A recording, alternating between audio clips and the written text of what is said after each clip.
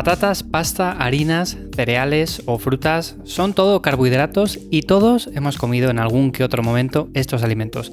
Ahora bien, saber elegir la mejor fuente de carbohidratos en el día a día no solo va a mejorar tu salud, también te sentirás con más energía, rendirás más en el deporte y descansarás mejor.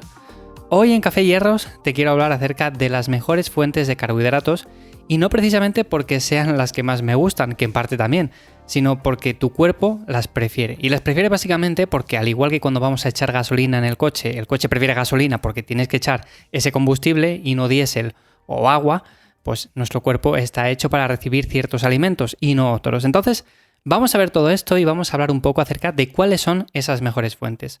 Soy Iván Llamazares, me encuentras en ivllamazares.com para ganar músculo, perder grasa y en definitiva, entrenar mejor. Lo primero de todo, antes de empezar, sí que me gustaría dejar claros 3 principios a la hora de elegir las fuentes de carbohidratos. Esto lo podríamos aplicar a cualquier fuente también, por ejemplo, de proteínas, de grasas, pero hoy como vamos a hablar de carbohidratos, quiero dejar claro que realmente hay 3 cosas muy básicas y que todos deberíamos de tener presentes a la hora de hacer la compra en el supermercado. Lo primero de todo sería maximizar la densidad nutricional. Yo creo que este al final es un concepto muy sencillo, es un concepto muy claro y que todos entendemos. Y cuando hablamos, por ejemplo, de densidad nutricional, nos estamos refiriendo básicamente a la cantidad de nutrientes que tiene un alimento en concreto. Por ejemplo, si hablamos de arroz, pues sabemos que tiene muchos más nutrientes que no, por ejemplo, un pan blanco, un pan de molde. Si hablamos de pasta integral, sabemos que tiene más nutrientes que no una pasta convencional, la de toda la vida. Entonces, sabiendo esto, ya tenemos una cosa muy clara y es que tenemos ciertos alimentos en el supermercado que van a ser mucha mejor opción que no otras.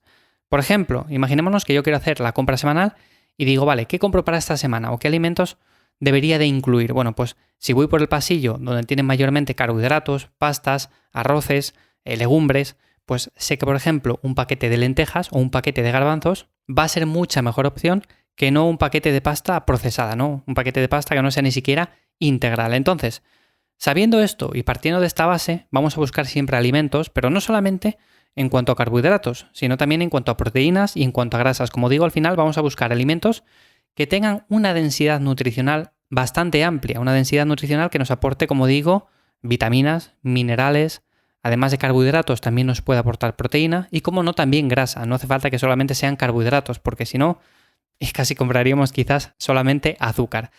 Ese sería el primer punto de todos. El segundo sería minimizar antinutrientes. Y aquí quiero hacer un inciso. Esto, con unos pequeños gestos, no supone mayor problema y además, en su justa medida, es mejor que evitarles por completo. Imaginémonos el pan, que todo el mundo le conoce y ha cogido muy mala fama en los últimos años. Es un alimento que realmente no nos aporta mucha densidad nutricional, no nos aporta muchas vitaminas ni muchos minerales y sí es cierto que muchas veces se le da o se le hacen ciertos reportajes como que es un alimento muy beneficioso, que hay que incluir todos los días, que está en la base de la pirámide. Bueno, esto da para hablar en otro podcast porque ya sabemos que esa pirámide como tal quizás habría que reformarla un poco, ¿no? Pero bueno, en ese sentido, sabemos que el pan no tiene mucha densidad nutricional, pero es un alimento que tampoco es cuestión de decir, venga, pues lo quito por completo. O sea, podemos comerlo de vez en cuando y esto no supone mayor problema. Y además, en su justa medida, como digo, es quizás hasta mejor eso que no evitarlo por completo. Por eso, muchas veces, cuando hablamos de trigo o cuando hablamos de ciertos alimentos que tienen antinutrientes, con unos pequeños gestos, por ejemplo, el remojado de las legumbres, vas a eliminar en su mayor parte todo esto y tienes un alimento que al final es muy muy bueno, que al final es una gran opción. Estoy hablando de las legumbres en este caso, pero por ejemplo, el pan se puede comer de vez en cuando sin ningún problema, sin ser tampoco dramáticos en el sentido de decir, uy, es que si como pan estoy comiendo un alimento que no tiene ningún nutriente y que es malo. Bueno, pues vale, quizás no sea la mejor opción, pero bueno, como digo, al final no es cuestión de ser tan extremistas en todo. Y el tercer punto sería el impacto que tiene un alimento en concreto, en este caso los carbohidratos, para el cerebro, para las hormonas y el sistema digestivo, porque el carbohidrato, recordemos que es el alimento de nuestra microbiota y esta está acostumbrada a carbohidratos celulares, principalmente los que encontramos en la naturaleza. Por lo tanto, si metemos carbohidratos modernos, por así decirlo, en muchos casos lo que provocan es inflamación y desajustes metabólicos. O sea, esto no nos interesa para nada porque luego vamos con un montón de problemas al médico y vienen principalmente ocasionados por el tipo de dieta que estamos llevando. Así que lo primero sería mirar esto. ¿Qué dieta estamos llevando? ¿Estamos haciendo buenas elecciones? ¿Deberíamos de cambiar algo? una vez tengamos una buena base, una vez sepamos bien las elecciones que tenemos que tomar al ir al supermercado, pues de esta manera seguramente ya habremos mejorado muchas otras facetas de nuestro día a día, de nuestra salud. Además, un tema importante con todo esto de los carbohidratos modernos es que al tener mayor densidad son más palatables y reducen la saciedad, y esto quiere decir que comemos más y no nos saciamos y queremos más y volvemos a tener hambre a las 2 horas, y al final esto es un círculo vicioso que hace que estemos comiendo continuamente y que parece que nunca nos llenemos. Y ahora viene un tema bastante peliagudo y es el tema del índice glucémico. Se ha hablado mucho del índice glucémico, de que si hay que elegir alimentos con bajo índice glucémico porque son mejores para la salud y todo esto. El índice glucémico nos da una idea del impacto de la glucosa en sangre de un alimento, y esto es importante, pero no nos dice mucho sobre otros aspectos, como la saciedad, por ejemplo.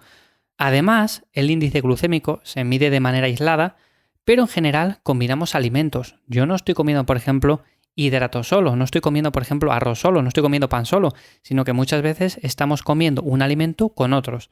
Estoy comiendo arroz con pescado, con verduras, con aceite, con frutos secos.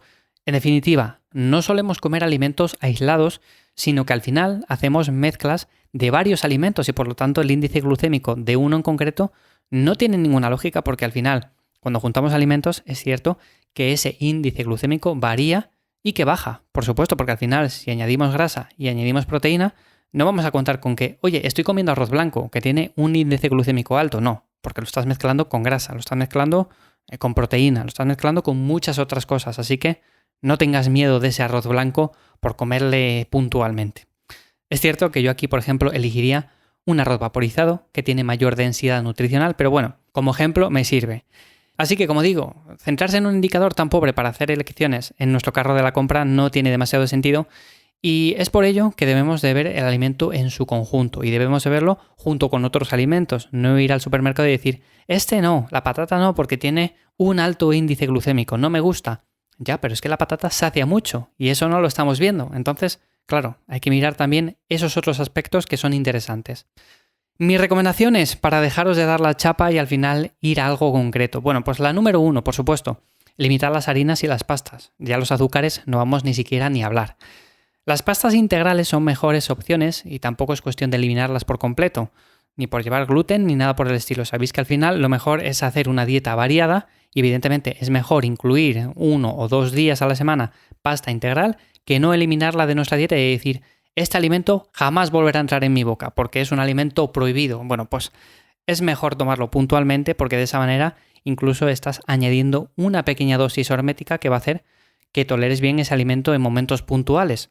Si lo quitas de repente, lo más probable es que si lo vuelves a tomar 6 meses después, 1 año después o cuando sea, pues te siente mal. Así que es mejor tomarlo de vez en cuando. Eso sí, priorizar verduras y fruta frente a los cereales. Los cereales no deben ser la base de nuestra alimentación. Sabemos que la pirámide está como está, sabemos que la formuló quien la formuló y al final, bueno, pues todos son intereses comerciales, ¿no? Pero esa pirámide la vamos a dejar de lado y vamos a priorizar, como digo, verduras y fruta frente a estos cereales. Y dentro de los cereales, sobre todo, elige aquellos con menor densidad como el arroz. Las legumbres también son más recomendables que los cereales, así que también las puedes incluir en el día a día. Mis favoritas son, por ejemplo, las lentejas y los garbanzos. Las alubias, por cierto, también están muy bien. Come sin miedo alimentos como boniato o la patata cocida, que están muy bien. No te preocupes porque tengan un alto índice glucémico, salvo en personas que tienen problemas de control de glucosa, eso sí. Pero si tú no tienes ningún problema, puedes comerla y además es un alimento genial. Te va a saciar mucho, es un alimento que tiene muchos nutrientes, por lo tanto, siempre lo recomiendo. Yo además es uno de mis alimentos favoritos, que suelo incluir mucho en mi día a día. Así que, por supuestísimo, también es una recomendación que doy desde aquí. Y, en general, hay que cuidar la microbiota con alimentos fermentados, ricos en fibra, almidón resistente. Aquí, puntualizo, almidón resistente. Podemos incluso hacer patata, hacer arroz, y lo podemos hacer para varios días, con lo cual, si lo guardamos en el frigorífico, de esa manera va a generar más almidón resistente y vamos a tener un mejor alimento. Tampoco nos obsesionemos con esto demasiado, pero bueno, ahí queda este tip, este consejo extra, por si no lo conocías. Y hasta aquí básicamente mis recomendaciones en cuanto a las mejores fuentes de carbohidratos. Como ves, al final es bastante sencillo y con unos pequeños trucos podemos hacer muchas mejores selecciones a la hora de hacer la compra para la semana, para el mes o para cuando lo hagáis.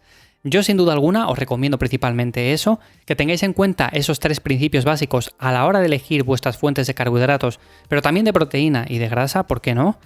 Y si tenéis cualquier duda, cualquier sugerencia de algo que queréis que hable, o simplemente queréis contactar conmigo para cualquier tema, pues ya sabéis que me encontráis en ivyamazares.com, también en Instagram en @ivyamazares, y como siempre digo, espero de verdad que toda esta información te haya sido de ayuda. Nos escuchamos de nuevo aquí en 7 días en Café y Hierros y espero que pases una buena semana. ¡Chao!